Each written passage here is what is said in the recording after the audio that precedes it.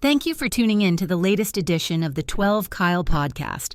Whether you're listening during your commute, while working out, or just relaxing at home, we appreciate you. Every download, every listen, and every subscription means a lot. Up next, the 12 Kyle podcast. Ladies and gentlemen, thank you for listening. Thank you for downloading.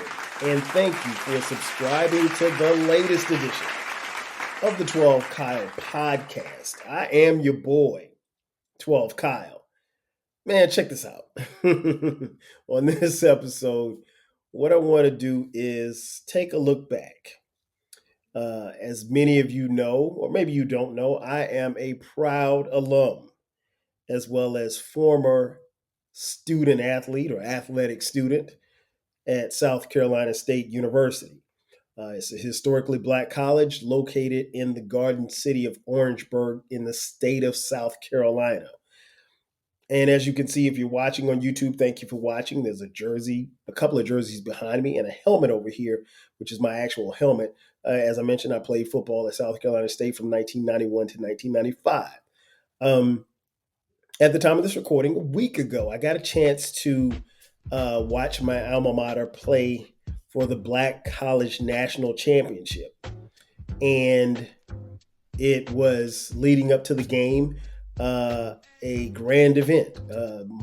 My school, South Carolina State, had earned the right to go to the Cricket Celebration Bowl to play against Jackson State. Jackson State was the winner of the Southwestern Athletic Conference, aka the SWAC, and South Carolina State had won the Mid-Eastern Athletic Conference, aka the MEAC. So, in essence, this was the Black College Super Bowl, and it was billed as such.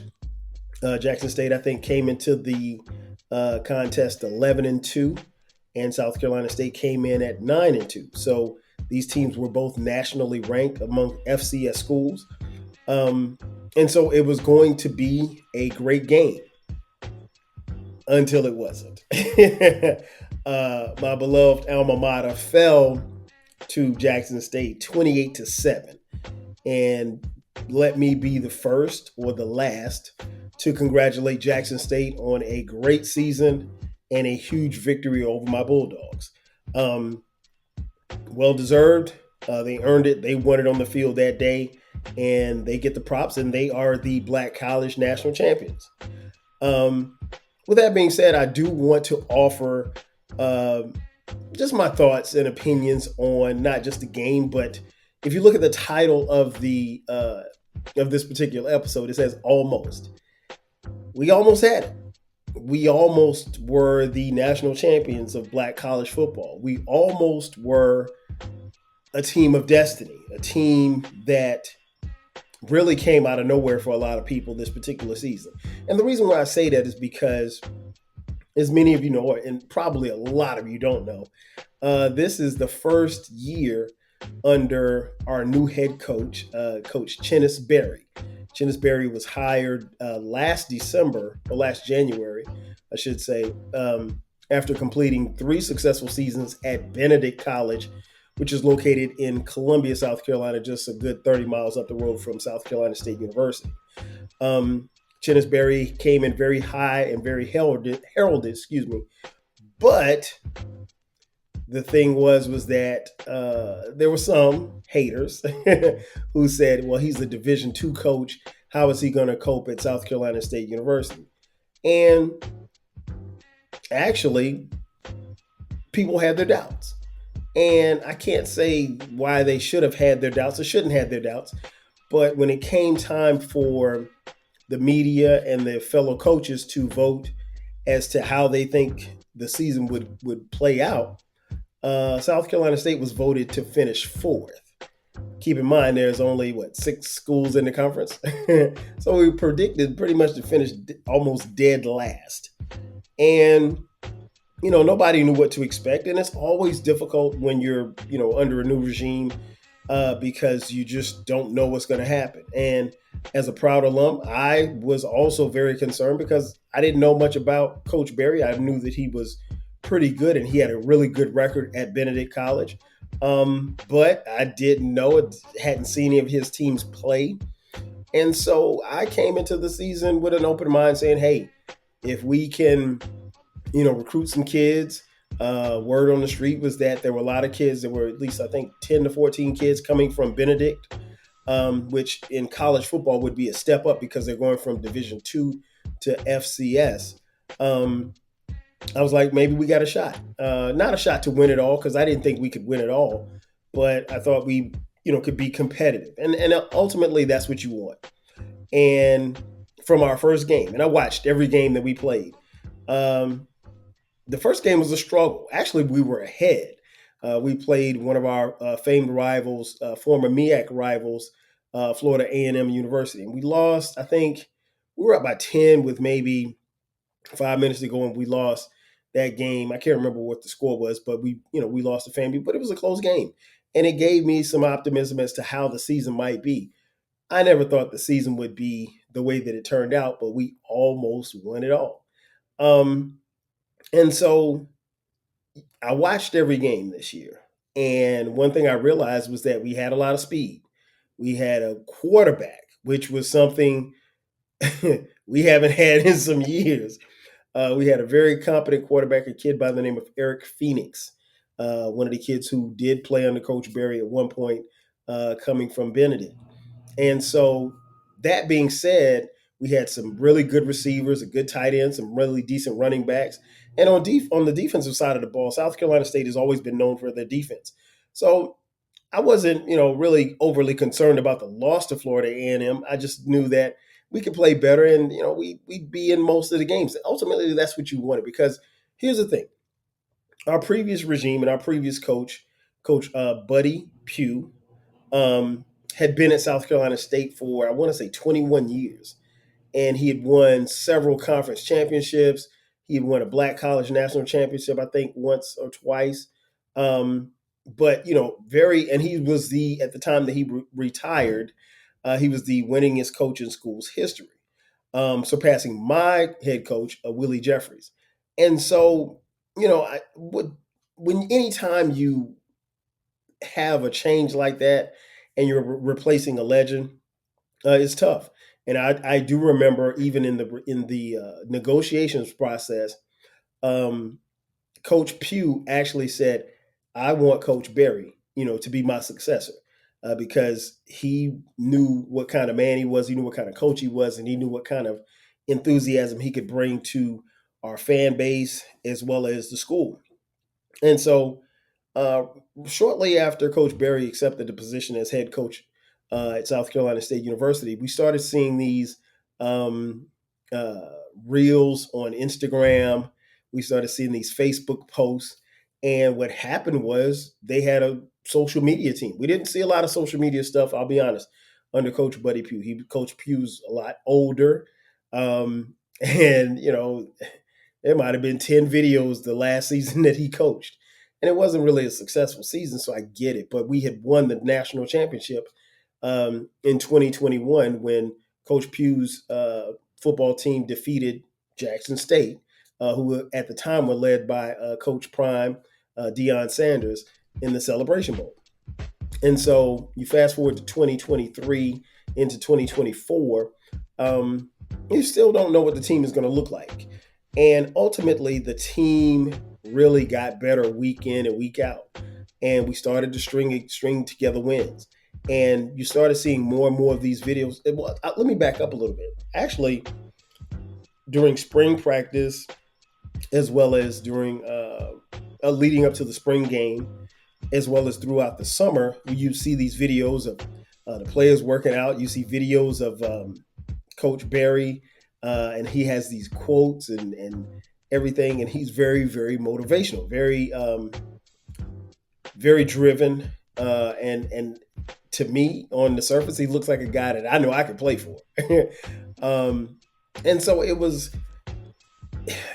for me, the enthusiasm brought a lot into, I think, our program. And he believed in those kids, and ultimately the kids believed in him. And slowly but surely, we started stringing together wins. And, I watched all of the games, but there were a couple of games that we probably in years past would have lost. but we found ways to win. And I think that's the mark of a good team. Ultimately, it came down to we played against one of our rivals, North Carolina Central, out of Durham. And that was the team that came into the game, the number one team in the conference. At the time, we were number 2. And we beat them at home. I think we won by like 4 points. And it was on ESPN. Great game. And, we were excited because we knew after that we had a pretty good chance of winning the conference because there was no other team that was going to stand in our way that was that talented to stop us. And so we get to I think it was the game against Morgan State University, and our quarterback Eric Phoenix, he hurt his ankle, and he didn't play anymore the rest of the game, and he actually sat out of the last game against Norfolk State. And he sat out that game because when we beat Morgan State, we then clinched a berth to the Celebration Bowl, and Phoenix didn't have to play in the last game, which is his senior year. So his final home game as a Bulldog. But nonetheless, we had an incredible year. Not only was Phoenix named the MVP, offensive MVP, I think the defensive MVP was on our team as well. Aaron Smith. We had conference players, guys who made all conference up and down on both sides of the ball. Our receivers led the conference in receptions. I think our first 3 receivers were the top 3 receivers in the conference. So accolades all across the board on the offensive, defensive line, linebackers. A very storybook season. We won our conference, and so we accepted the bid to the Celebration Bowl. And meanwhile, on the other side, in the SWAC conference, Jackson State is tearing it up. They're beating everybody. They're blowing teams out, and they won their conference. They were also undefeated in their conference, just like we were. In the SWAC, they played a few more conference games because the SWAC is a bigger conference as far as teams are concerned, a number of teams, and they won their conference title, and they accepted the bid to play in the Celebration Bowl. Now, what was interesting was there was a shift in college football, as many of you know, or maybe you don't know, where the college football playoff expanded, and this is in FBS. I think those are the initials in FBS. So it went from a 4 playoff team to a 12 playoff team, and what happened was they moved all of the bowl games up a week. And so because the Celebration Bowl is televised live on ABC, and is the only bowl game, because again, it's the Black College Super Bowl, it's the only game that's being played at that particular time, so it's not competing with any other games. They decided to, as the games moved up, they had to move up the Celebration Bowl a week.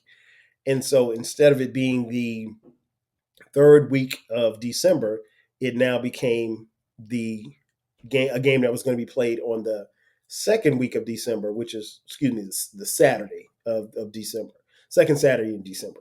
And so that shift, if you've been following the podcast, you know that shift actually caused me to change my plans because I was going to be in LA for my birthday. I just recently celebrated, celebrated my 52nd birthday.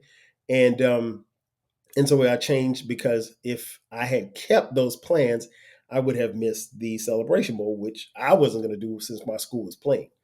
Long story short, it had been about, I want to say 3 weeks since our last game. And for the winner of the SWAC, which was Jackson State, they played their conference championship game on December 7th. So there was no week in between. So they did not have any quote unquote time to rest. They played in their conference championship, and then they had, just that week to prepare for South Carolina State University in the Celebration Bowl. And there was discussions about the fact of you have a Bulldog team that would be coming in well rested. They're even though their quarterback had not played in what would be the better part of a month and a half. There was talk about the fact that South Carolina State would come into the game with a lot of rest, and Jackson State wouldn't, because they would have played their conference championship game the week before. Now, in years past, before the bowls moved up a week, the SWAC champion would have a week of rest and then play in the Celebration Bowl, wherein the MEAC conference winner, or representative, I should say, would have 4 weeks off. So basically a month off. So what was interesting was I saw a clip from the commissioner of the SWAC conference, and I'm paraphrasing here. He was very, frustrated, if you will, that the SWAC would not get enough rest in between the games, given the fact that the MEAC would have 3 weeks off and they wouldn't. Now, again, that has nothing to do with the MEAC, because the MEAC is, we don't have as many teams, and that's just the way the ball bounces. And I can't really say coming into it that it gave either team any type of advantage, because last year's winner was Florida A&M, and Florida A&M is in the SWAC, wherein last year's MEAC winner, it was Howard, and Howard had the rest. FAMU had a week of rest, but they didn't have the same amount of rest, where Howard had a whole month off. So between the discrepancy between the conferences, it's never going to be balanced. The year prior to that, Jackson State, they won the conference in the SWAC, and North Carolina Central won the year before. And the year before that, it was South Carolina State and Jackson State, and South Carolina State won, and North Carolina Central won. So the MEAC has dominated, for the most part, the Celebration Bowl, but the rest time in between has nothing to do with it. I guess I said all that to say that. But that was the discussion coming into the game. And then so we fast forward to the game, which again happened last week at the time of this recording, and Jackson State wins the game. And not only did they win the game, they dominated. From probably the onset, they appeared to be the more rested team, even though they weren't. They appeared to be the team that was focused, that was sharp. And I'm not making any excuses for South Carolina State. We got beat. And, the final score was 28-7, but I'll be honest, it felt worse than that. Like, we couldn't do anything offensively. I knew that we would be a little rusty, because here's the thing. You can practice all day. You can practice 5 times a day. It doesn't matter. There's nothing that you can do to simulate what you would see or feel in a football game, right? And so that happened. But I think the quarterback, Eric Phoenix, was probably the most rustiest player on the field. He wasn't sharp at all. His passes were all over the place. He had a lot of incomplete passes. There were some drop passes. There were passes where guys were wide open. He just simply overthrew them. And that's just rust. I mean, again, you can't really simulate. And again, I'm not making excuses. Hats off to Jackson State, because not only was Phoenix rusty, but they really got after him. And you could kind of tell that, not that his ankle was bothering him, but he wasn't 100%. I could see that with my own 2 eyes. And, when you get that type of thing happening, it's a recipe for a disaster. And if your quarterback's not playing well, then the team's not going to play well. And, the score was 14-0 at halftime. And so we were still in the game, per se, but Jackson State prevailed. And again, hats off to Jackson State. I take nothing away from them. They are the champs. And I think anybody that watched that game understood that day, Jackson State was a better team. Now, I will say I'm a little biased, but I think if we play Jackson State 10 times, we'll probably win 5. They'll win 5. I think if you look at the team statistically, we threw the ball a lot more than Jackson State did this year, and Jackson State ran the ball a lot more than we did. But the numbers statistically on offense and defense were almost identical. I think these two teams were very well matched and probably the closest of talent coming into the game. I mentioned earlier that we beat Jackson State in 2021. You guys know and heard about it because I did a podcast about it. And it felt good to beat Coach Prime. And at that particular time, we came in, I think Jackson State had lost one game all year, and South Carolina State was 6-5. And they really were supposed to be the mat that Jackson State was supposed to step on their way to the crown. Well, we beat the hell out of them. I think the score was like 31-10 or something like that. We threw Shedeur Sanders around like a rag doll. It was a dominating performance. But I will be honest. I think if that South Carolina State team plays Jackson State, that Jackson State team 10 times, South Carolina State probably wins once. We didn't have a really good quarterback at that particular time, but he had a good day that day. And that was the difference. And so I said all that to say this. We almost had it. So we came very close, but not close enough. And so that leaves us as a university, as a football program, with a lot of questions. And we're going to take a quick commercial break. And on the other side, I'll tell you some things that you don't know that probably could help us going forward. Sit tight. We'll be back in just a second. Are you feeling nostalgic for the golden eras of rap and soul music? If so, tune in to the Rap Soul Podcast. We are your weekly journey through the 80s, 90s, and 2000s, spotlighting the music and the hidden gems that shaped the soundtrack of our lives. From the powerful beats to the soulful melodies, we bring you the best of the past with fresh insights and stories. Rediscover the music that defined a generation. Subscribe to the Rap Soul Podcast and enjoy the vibes. And just like that, we are back. Once again, it's your boy 12 Kyle. This is the 12 Kyle Podcast, and we're talking about almost. We almost had it. We were almost champs. My beloved South Carolina State University Bulldogs falling short in the Celebration Bowl versus Jackson State. I mentioned before the break of some things that we could do going forward. Now, here's the thing that everybody has to understand about college football. In this day and time now, especially with the transfer portal, you have to get used to understanding the fact that a lot of your players that played on your team this year aren't going to be on your team next year. I mean, it's just a fact.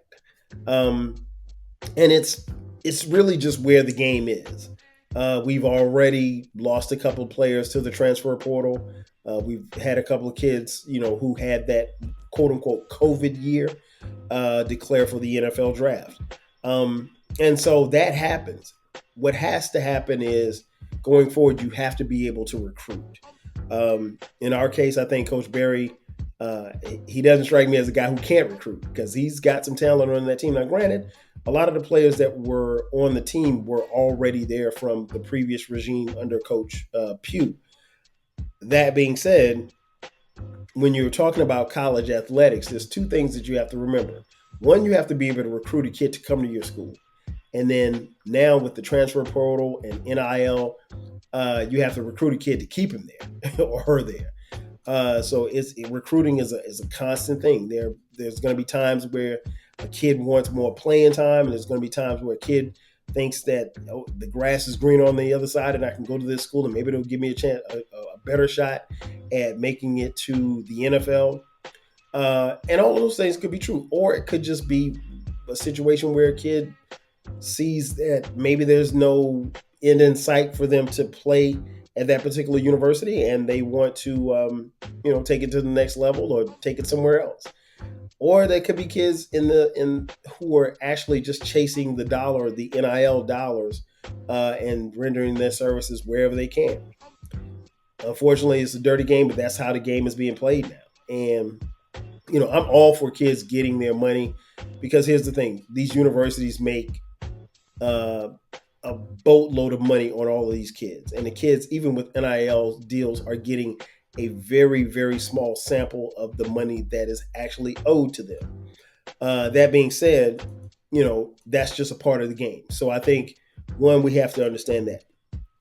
The second thing is that understanding and having faith that Coach Berry is going to recruit better players than what we had. We had really good players. And I mean, like, for us to go 9-3, win the conference, which is our 18th conference championship of all time in school history. Nobody else in our school, no other team in our conference has done that. To win our 18th MEAC title is a lot. It says a lot. And especially in particular for a coach who wasn't here the year before. It's rare. This is the first time in our school history where a new coach has come in and has won in his first season. And I think it's only happened one other time in the conference's history. So, that said, I mean, like, if we're being realistic, this team and Coach Berry probably about 2 or 3 years ahead of where they probably should be. So I think for the alumni listening and watching, you have to take that with a grain of salt. Understand that, this program is still being built. Also, we're going to need money. We're going to need cash. We're going to need cream. We're going to need moolah. We're going to need whatever you want to call it. Fetty, Skrilla, paper, papes, whatever you want to call it. We're going to need cash, money, because cash rules everything around me. I mean, the university and the program will definitely need more, because in order to get it, you got to get it. In order to get it, you have to give it. So if we want to see those results on the field, alumni, as well as friends of the program, like billionaires like King Germ, or Uncle Dolomite or Baylor, feel free to donate to our program. And our alumni base is a very strong base and a very proud base. And I know that we will, support our teams and support our school financially in any way we can. But understand that, you have to put into it. It doesn't happen by osmosis. It's something where we have to be financially invested in the program. But even as I look at these statistics, you have to be realistic about where we were.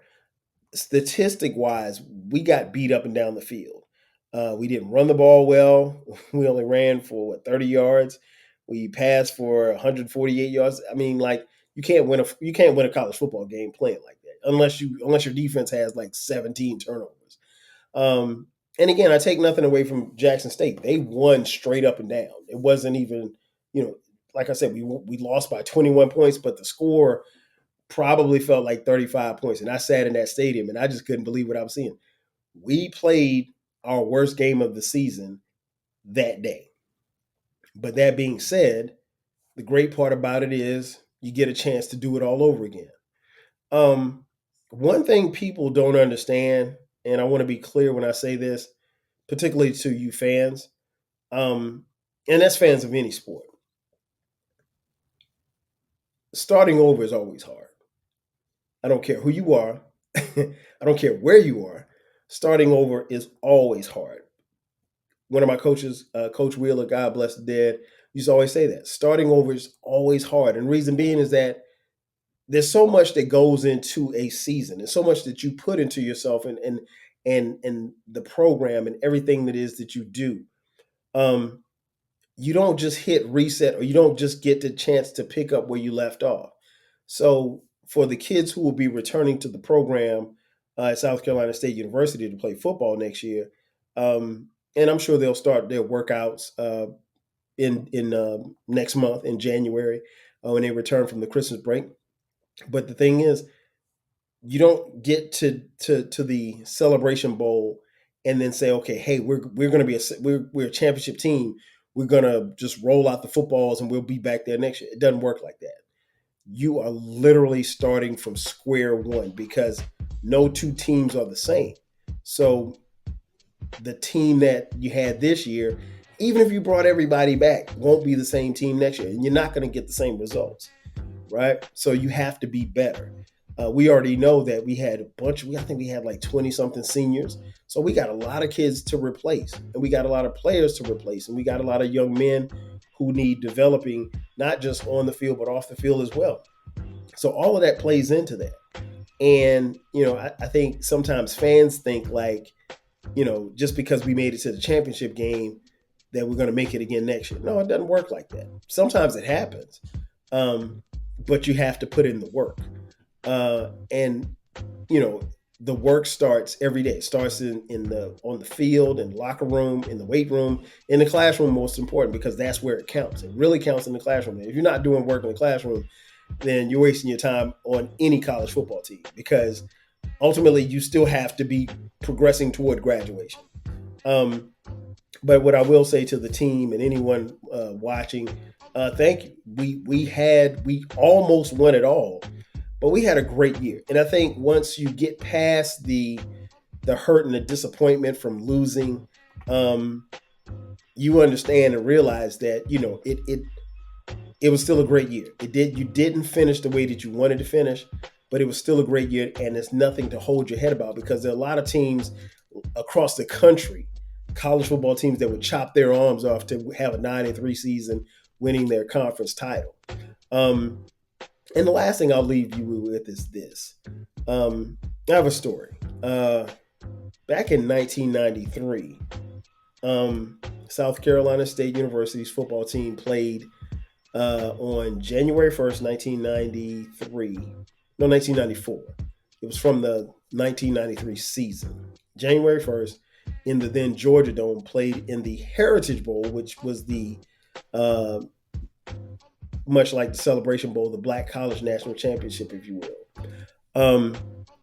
And South Carolina State played against Southern University out of Baton Rouge. I'll never forget that game, because I stood on the sidelines of that game. Didn't play at all, right? And subsequently watched us lose to Southern 11-0. We didn't score any points. And as frustrating as it was, Southern not only was the better team, but they were the more dominant team. And even though they only scored 11 points, like I've never played in a game at any level where it was like that team across from me was just that much better. Like I've never been dominated like that. And they were dominant. I mean, like, they just blew us off the field. They did everything right, and we didn't do anything right. And it was very frustrating and very tough. It was a tough pill to swallow. But a funny thing happened after that game. After that game, you saw a level of dedication that I had not seen before across the board from almost every teammate that I had. And it started in that spring. It started in that winter, in winter workouts, going into spring ball. You saw guys, really just giving everything they had every single day. And it translated into the summer. And then we came to summer camp, and almost everybody was in shape. And everybody was just, it seemed to be a single focus, was to not only get back to the Heritage Bowl, but to win the Heritage Bowl and win the Black College National Championship. And in 1994, that's what we did. And so on December 30th, 1994, nearly 30 years ago, we became national champions. I was a part of that team. I was a person who played. I didn't start, but I played a lot.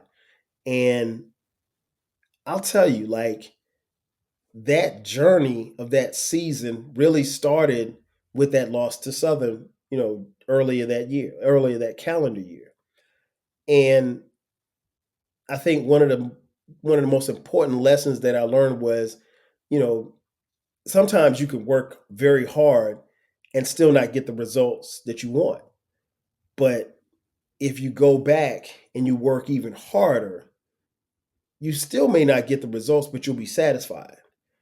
Well, this time, not only did we get the results, but I was extremely satisfied as we won the national championship. And I have my championship ring. I still have it. I don't have it on me, but I still have it. And we became champions that day. And I think there's a possibility, God willing, I think there's a possibility for all of the kids on that team, especially the ones that will be returning, to get that same feeling that I had when we lost to Southern. That burning in your chest that kind of just gnaws at you for an entire year. And it's bothersome because you knew that on that particular day you just weren't good enough. And maybe it was just that particular day. Maybe it was just maybe we weren't better than Southern that day. And that bothered me for an entire year. And I've never been as driven. I've never been as focused on a football field as I've ever been from that point up until we won the Black College National Championship, defeating Grambling in the Heritage Bowl in 1994. And we were a team of destiny. We were a team that was laser focused. I think we finished 10-2. We didn't lose a conference game. We blew a lot of teams out. But more importantly, I think the road to the championship started with a loss. And sometimes you'll find out in life, when you have adversity, it looks like the end, but it's really just the beginning. And so for the kids who lost that game last week, as an alum, I'm proud. I'm proud to say that I am still and always will be a Bulldog. I sat in those stands and cheered you guys on. I watched and cheered you guys on all year long, and I'll do the same next year. And it's going to be up to you as to how you write the rest of this storybook, because it's not over. For some kids, that game against Jackson State was the last time they'll put on football pads in their life. And for those who will be coming back, they got a chance. You got a chance to do something really, really special. And it's rare for teams to go back to title games, but we've got a shot. But you got to work. And you got to work harder than you worked this year. You got to work twice as hard as you did this year. If you think that you worked really hard this year, you got to work even harder. And it's got to take a lot of dedication. It's got to take a lot of focus. It's going to take a lot of, camaraderie with you and your teammates. But most importantly, it's got to start with the belief that you can do it and that you're not going to let anything stand in your way. Just 30 years ago, we did that. And that changed everything for me and my teammates. And so subsequently in life, when I got knocked down, I thought about those days. And I thought about those days where I was in 100-degree weather, running pass routes with my man Mo. And I told myself, this is a job. I'm not even getting paid to do this. Yeah, they're paying for me to go to school, but I wasn't receiving any type of financial compensation for it. But what that taught me was that if I work hard enough, if I worked as hard as I ever will, I will get the results that I want. And that was a life lesson for me. And so for the kids who are watching, for the Bulldogs who are watching and listening to this episode, thank you for a great season. Remember this: if you keep working and you work harder than you did last year, you'll get another opportunity. And when you get that opportunity, take it and run with it. 30 years ago, I did, and I'm glad that I did, because I haven't had to work as hard. But on the times where I fell down in life, I got right back up because I knew that I put myself in a position to win. And at the end of the day, all you want to do is put yourself in position to win. Because if you put yourself in position to win, 9 times out of 10, a winner is going to win. Ladies and gentlemen, that's going to do it for me. Thanks for checking out this edition of the 12 Kyle Podcast. Be sure to subscribe to the podcast. The podcast drops every Thursday and every Sunday at midnight. Now, if you're on YouTube, check us out on YouTube. Subscribe, download there as well, 12 Kyle Podcast. And make sure you hit the notification button. That way you get notifications when the episodes drop. If you're on social media, hit us up on social media at 12 Kyle across the board on Twitter X, Blue Sky, Threads, TikTok, as well as Instagram and Facebook as well. We also have merch. If you'd like to contribute to the podcast financially, hit us up. Buy some merch. 12 Kyle Podcast. We have t-shirts, hoodies, and coffee mugs. And we also have a new baby. It's called the Rap Soul Podcast. It drops every Monday. You can listen and find the Rap Soul Podcast wherever you're listening or watching this podcast as well. The Rap Soul Podcast is discussions about the intersection of rap, soul music, hip hop, and R&B music from the 80s, 90s, and the 2000s. It is the best music podcast you've never heard. Ladies and gentlemen, that's going to do it for me. I am your boy, 12 Kyle. We'll catch you guys next time. 5,000. Cheers. Thanks again for listening to this episode of the 12 Kyle Podcast. If you enjoyed this episode, make sure that you hit the subscribe button and share this podcast with a friend who needs the 12 Kyle Podcast in their life. Every listen, every download, and every share helps us grow. Thanks for being a part of the 12 Kyle Podcast community. We appreciate your support. We will catch you next time. 5,000.